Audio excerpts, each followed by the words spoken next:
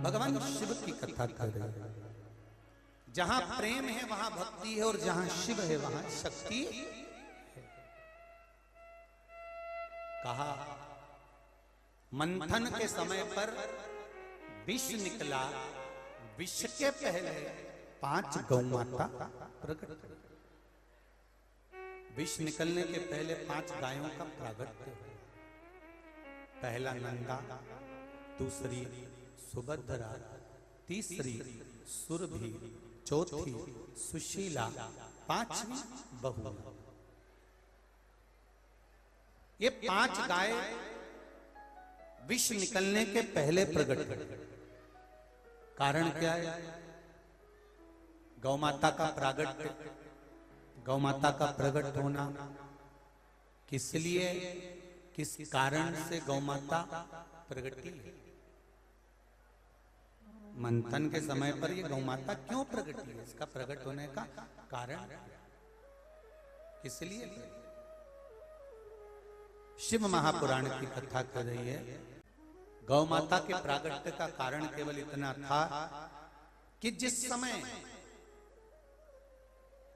संपूर्ण ब्रह्मांड, संपूर्ण संसार जब विषयों से घिरा रहे, उस समय पर मात्र गौ माता के शरीर का एक रोम मृत्यु लोक के जीवों का कल्याण करता है।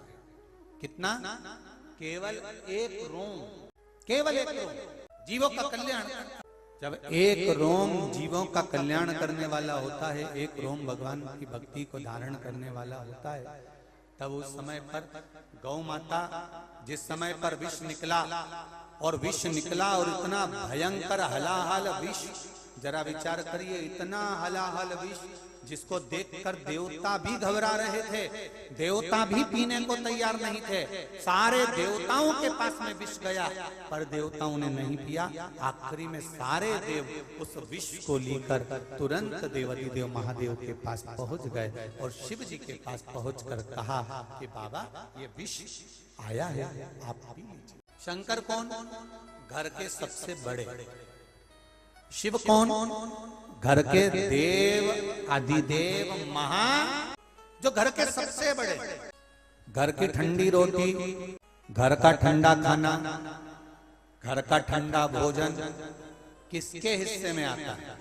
जो घर का बड़ा होता है उसके हिस्से में। एक घर में जो बूढ़ी माँ होती है ना, बूढ़ा पिता होता है, बूढ़ी माँ होती है, सबसे पहले भोजन करने से पहले माताओं की आदत रहती है, पहले जाके रसोई घर में देखती है क्या बचा था और क्या नहीं बचा था। तो जाकर उसने देखा कि रात की रोटी रखी है, तो बहू ने जैसी गर्म भोजन लाकर रखा, घर की बूढ़ी माँ ने कहा नहीं नहीं बेटा, दाल अच्छी बनी है, मुझे ठंडी रोटी ला। तो मम्मी गर्म खा लो ना। नहीं नहीं बेटा, मुझे ठंडी रोटी ला। क्योंकि माँ को मालूम है, माँ को ये स्मरण है कि ठंडी रोटी ना तो बहू खाएगी, ना किसी को खाने को देगी, बाद में वो रोटी उठाकर बाहर डाल दी जाएगी। तो घर की बूढ़ी माँ वो ठंडी रोटी खा लेती है, क्या उसको गरम पसंद नहीं है? गरम रोटी बूढ़ी माँ को भी पसंद है, पर ठंडा इसलिए खा रही है कि ये फेंकाए नहीं, फेंका ना जाए।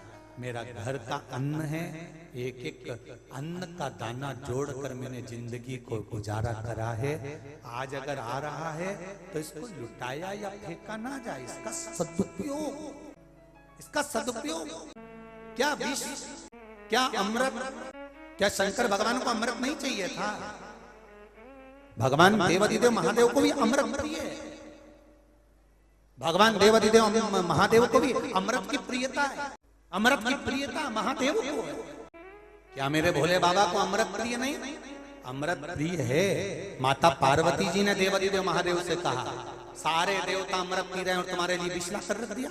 शंकर भगवान कहते हैं मैं घर का बड़ा हूं, इसलिए मुझे विष पीकर चलना पड़ेगा, थोड़ा संभल कर चलना पड़ेगा, सबको लेकर चलना पड़ेगा। ये सबसे बड़ा ज्ञान शिव महापुराण का है।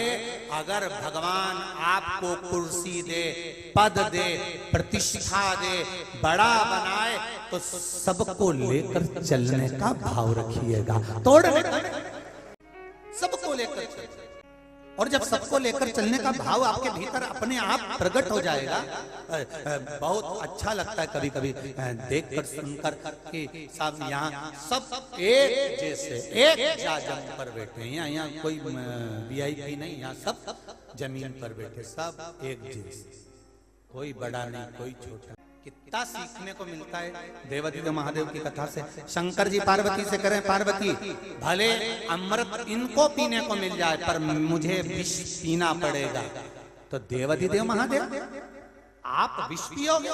शंकर भगवान कहते हैं पार्वती केवल मैं अकेला विष नहीं पीऊंगा, तू मेरी अर्धांगिनी है, और तू अर्धांगिनी है, लोग कहते हैं तू शक्ति है, आद्य शक्ति, आधा शिव आधा पार्वती। हमने पहले भी कथा में कहा नारी का जो शरीर है, स्त्री का जो शरीर है, मेरी बहनों का, मेरी बेटी का जो शरीर है, आधा शिव का है और आधा पार्वती का है। अब एक साधारण सी भाषा में आप समझें, भगवान कृष्ण ने गोवर्धन पर्वत उठाया, बोलो सही है कि गलत है?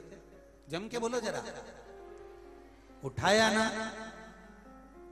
पर भगवान कृष्ण से पूछा गया कि तुमने गोवर्धन पर्वत उठाया, तो भगवान कृष्ण ने एक शब्द कहा, कछु माखन को बल बड़ो, कछु गोपियन को सान, राधा जू की कृपा से गोवर्धन लियो है हाथ। अब भगवान से पूछा कि तुमने गोवर्धन पर्वत उठाया, भगवान कृष्ण करे राधा जू की कृपा से गोवर्धन लियो है हाथ। तो संतों में भ्रम उत्पन्न हो गया। संतों ने कहा भगवान कृष्ण ने कैसे कह दिया कि राधा जी की कृपा से गोवर्धन पर्वत उठाया? तो किसी ने पूछा आप बताओ कि राधा जी की कृपा कैसे हुई? तो भगवान कृष्ण ने कहा गोवर्धन पर्वत मैंने सीधे हाथ से नहीं उठाया, गोवर्धन पर्वत मैंने उल्टे हाथ से उठाया।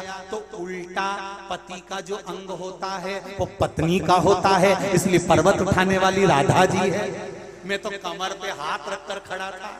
सीधा अंग पुरुष का और आधा अंग स्त्री का। जब पर्वत उल्टे हाथ पर, कई लोगों को टेंशन था क्या भगवान उल्टे हाथ से लिखते थे, क्या भगवान उल्टे हाथ से खाते थे? नहीं, खाते सीधे हाथ से थे, लिखते सीधे हाथ से थे, पर पर्वत उल्टे हाथ से इसलिए उठाया क्योंकि पर्वत मेरे कृष्ण ने नहीं, जो शिव कृष्ण के अंदर जो राधा समाई थी उसने सारा बोझ उठा कर रखा था, सब कुछ उठा कर रखा था, वो राधा थी।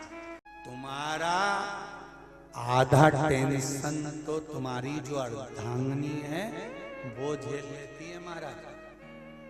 पर्वत उठाकर चिंता मत करो, तुम तो कमर पर हाथ रखो, कमर कसो, बाकी का टेंशन। राधा जी कछु माखन को बल बड़ो, कछु गोपियन को, राधा जू की कृपा से गोवर्धन। ये राधा की कृपा कुछ हो गई तो पर्वत हस्त कमल पर ले लिया, पर्वत हाथों पर ले लिया। तो यहाँ शिव कह रहे हैं मैं अकेला विष नहीं पीऊंगा, पार्वती मैं अकेला विष नहीं पीऊंगा। तो विष कौन पिएगा?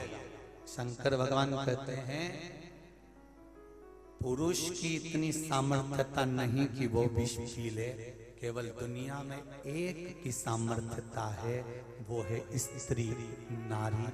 विष पीकर भी अपनी जिंदगी को जीती है, अपने जीवन को आगे। केवल एक नारी, केवल एक स्त्री विष पीकर भी अपनी जिंदगी को आगे बढ़ाती है। कितना दुख बड़ी हुई समझाया गया। भाई से होड़ मत करा कर, वो तेरा भाई है, दबा कर रखा गया। सही कपड़े पहनाकर, भाई की होड़ मत कराकर, समझाते समझाते शादी कर दी। शादी कर दी तो वहां पर भी दबाव बना दिया गया। पति है तुम्हारा, सम्मान करा करो, होड़ मत करा करो, ज्यादा अपनी बुद्धि मत चलाया करो, शांति से रहा करो, घर में रहो। मौका देंगे, बैठो बैठो बैठो बैठो, भी मौका देते, समय देंगे, बैठ। अब यहां समझाया, कहा तुम्हारा भाई, तुम्हारा पति, तुम्हारे पुत्र, तुम्हारे बेटे, तुम्हारे सास, तुम्हारे ससुर दबाया, हर पल उसको दबाने का प्रयास किया। पर नारी केवल एक ऐसी होती है, विष पीती गई, पीती गई, पीती गई। कोई ने अब शब्द कहा, पीती गई। नारी है वो, नारी। और शक्ति कितनी प्रबल है। मैं अकेला विष नहीं पीऊंगा।